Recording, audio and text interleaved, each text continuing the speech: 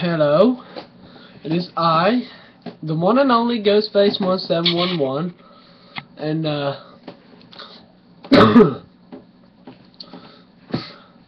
tell you the truth, my throat has been killing me now.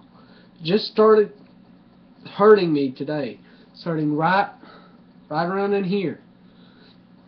It's real scratchy, and I know, and even if Marie Meerkat isn't watching this, her channel, even if she isn't watching this, this could really help her.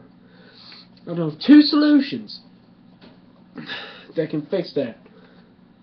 Take some type of medicine for it. Well, I know many solutions actually, but only a few of them work. Take Dayquil. If not, try that horse-sized Dayquil pill. If that don't work, you can always drink a beverage like I'm about to do here in a minute because my throat is sore. And third thing, keep your throat undry, which means don't keep your throat dry. Sorry about that, my throat was getting dry. Always keep your throat slick and wet. Because if you keep your throat dry all the time, your throat will never heal. If you listen to this, and listen to this carefully, if you ever want your throat to heal, don't keep it dry. Keep it wet.